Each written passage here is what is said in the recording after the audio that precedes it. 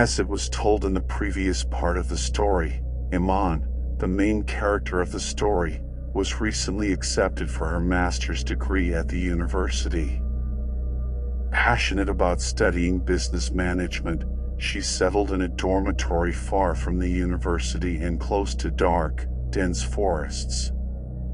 Despite the howls of wild animals at night and the misty atmosphere during the day, his excitement kept him from noticing these unsettling signs. In this dorm, Iman shares a room with 3 others, including his old friend Arash and 2 new roommates, Nima and Hessam. One night, after Petram, an older student, shares a chilling story about the dorm, a terrifying night begins, filled with strange noises and eerie occurrences. The story reaches its peak when they all spot a gray figure standing in the unfinished part of the building, leaving them gripped with unshakable fear. Now, listen to the rest of the story. Nima, with a heavy heart, said, "He really does look like that guy. Now what should we do?" Hassan's eyes gleamed mischievously as he responded, "I have an idea." Arash chimed in, "Only if your idea does not make things worse for us, anger him, or cause death, suffering, and psychological torment, we will trust you." Hassam laughed, "Well, in that case, I have no ideas." I smiled bitterly as I watched them. Hassam's calmness was getting on all of our nerves. I asked him, "All right, tell us your plan." Hassam replied, "What do you think about summoning him?" Petram immediately reacted, "I knew you were going to say something stupid like that." Hassam, unbothered, continued, "Think about it seriously. I read somewhere that the spirits that do not pass on to the afterlife are the ones who have not accepted their death. They cannot accept that they are no longer part of the human world. That is why they summon them and help them realize they are dead. Maybe then they will move on." Arash gave him a sarcastic look. "What now? Am I look like mediums?" Hassam replied, "That is not necessary. We could just get a Ouija board and communicate with him." Petram asked, "And where exactly are we supposed to find one of those?" Hassam put out his cigarette in his tea glass and said, "Do not worry about that, I will take care of it. Tomorrow night, we will summon him." The night passed. The next day, none of us could concentrate on our studies. We decided to do some research on summoning spirits to calm our nerves and reduce our anxiety. We needed to understand what we were about to face. Nima, with his laptop open in front of him, cursed at us with every line he read, pacing the room before returning to his laptop. Petram had gone to buy candles. Apparently, the room had to be lit with them. Arash was still undecided on whether spirits even existed, let alone if we could summon one, and I was losing my eyesight from reading various articles. When I found an article about summoning, I got excited and started reading it out loud, updating the others on what I found.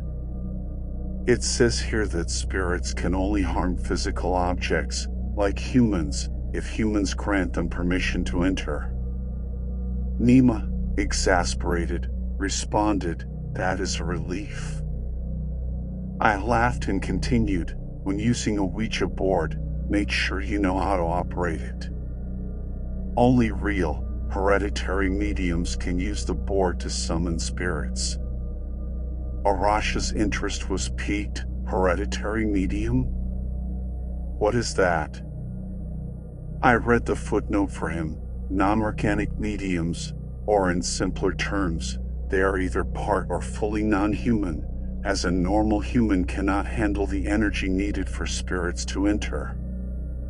Arash shook his head and asked no more. That day, despite having the candles and the dorm being quiet, Hessam could not get the board.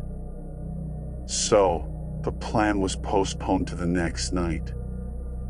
By Friday morning, the rest of the students had returned to the dorm, and by night, it was lively again. The strange events of the previous nights were now overshadowed by the usual odd occurrences, and no one paid attention, busy sharing their experiences of the past few days.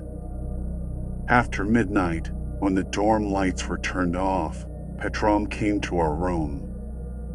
As per Hessam's instructions, we all sat in a circle, alternating positions. Inside the circle, Hessam placed a smaller one, setting the board in the center and lighting all the candles. He told us, first, clear your minds. Second, do not be afraid. He placed a triangular, hollow stone on the board and said, if you can hear me, move the stone. The dorm fell into complete silence. The only sound was the howling of jackals from the forest outside. Hessam repeated, "Are you here?" Just as we were beginning to think it was all nonsense, Hessam's hand moved, and the stone trembled. We all gasped. Hessam asked, "What is your name?" The hand and stone glided over the letters, and Hessam read aloud, "Mahan." Hessam asked, "What are you doing here?" The stone moved again, spelling out the response, "I had to check." We exchanged nervous glances, and Hessam asked, "Check what?" The candle flames flickered slightly. "The dorm," was the response. Hessam asked, "If no one is here anymore, why are you still here?" There was a pause before the stone moved again. I was waiting. Our breaths were held. Hessam asked, "Waiting for what?" The stone moved again, "For this." Suddenly, the candles went out, plunging the room into total darkness. Even the moonlight did not filter through the windows. The howling jackals made the situation even more terrifying. Nima's voice cracked with fear. What just happened? A soft rustling sound followed. Arash turned on the flashlight on his phone, momentarily blinding us, but at least we could see again, which eased our panic slightly. Nima looked around and asked worriedly, "Where is Hessam?" He was right. Hessam was gone. The board and the stone were still in the center, but Hessam had disappeared.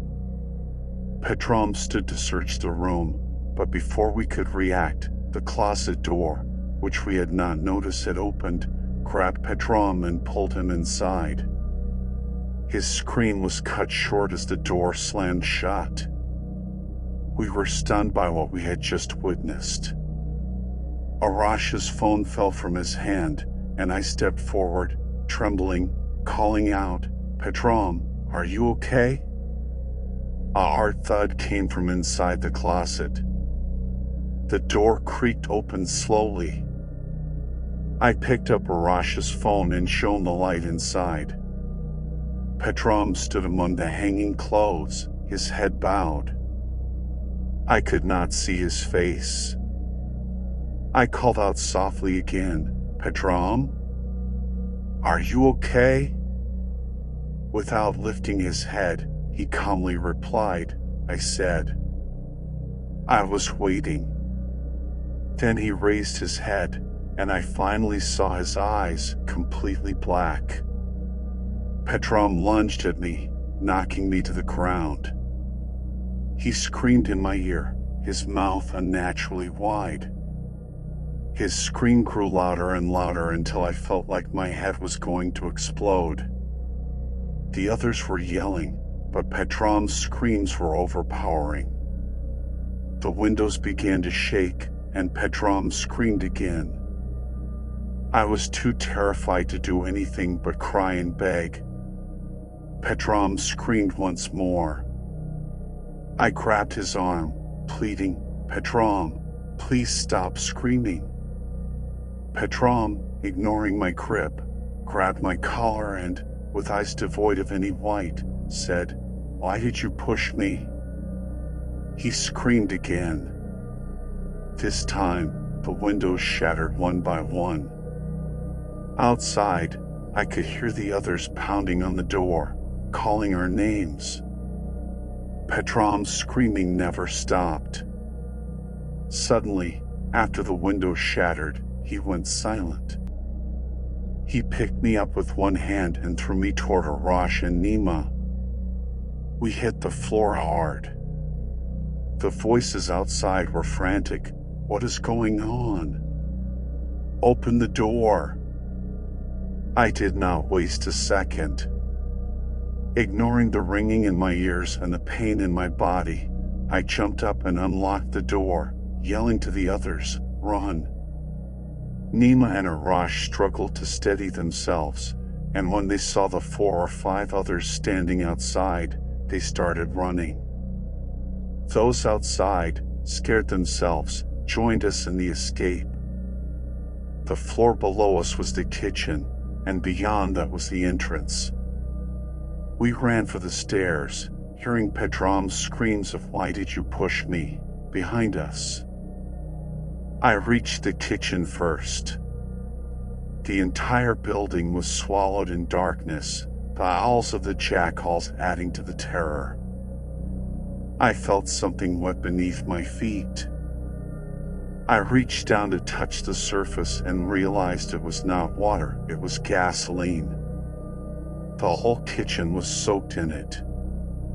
Before I could scream and warn the others, the students from their rooms burst into the kitchen. Some stumbled to the ground. One of them asked, "What is that smell?" I yelled, "It's gasoline. Don't panic, we need to get to the door." But before we could reach the door, it suddenly slammed shut with such force that the metal frame stayed intact and the glass shattered. Behind the door, Hessam stood there with a sly grin on his face, clearly enjoying what he had done. Arash stepped forward and angrily said, "Hessam, what's with these stupid games? Open the door." Hessam calmly replied, "If I wanted to open it, I would never closed it." Then, with his usual cold composure, he took out a lighter and said, "I didn't know which one of you 4 Mahan would like, so I let him decide for himself." Contrary to what you might think, he still has a bit of awareness left. I just helped him a little, told him that he was dead. Unfortunately, he now sees all of you as his murderers, and I'm here to help him. One of the guys shouted, "What nonsense are you talking about?" "What do you mean?" Hessam replied, "Did you know that spirits can't usually kill people? Now, here's something even more interesting. If someone is killed in a place with the spirit's power, the spirit gains enough strength to kill someone else. I needed the spirit of the late engineer to gain some power. We have people here, gasoline, and a lighter. What more do I need to give the engineer a bit of help?" At that moment, he lit the lighter. As soon as I saw the flame, I shut my eyes to everything around me. Without thinking about the others, I ran toward the kitchen window. There were no bars on it. The glass immediately shattered, and a wave of red splashed across my face and eyes. I pulled myself away from the window and dragged myself onto the grass. Blood dripped from my face non-stop, staining the grass beneath me. At that moment, the sound of screams and cries from the others filled the air. A moment later, terrifying flames engulfed the entire first floor. I turned to look at the building and saw Nima, who was trying to climb out of the window, but the fire had already consumed him. His hand reached out for me to help him, but that hand was now one with the flames. Just before I lost consciousness, I heard the sound of someone laughing as they walked away. I am certain that the spirits of all those who burned that night still haunt the dormitory. No bodies were recovered from the ashes. The students' remains were indistinguishable from the burnt debris and wood. Every night, I am tormented by the screams and cries of my friends in my nightmares, and I can never forgive myself. I never understood why Hassan did that and how he suddenly disappeared.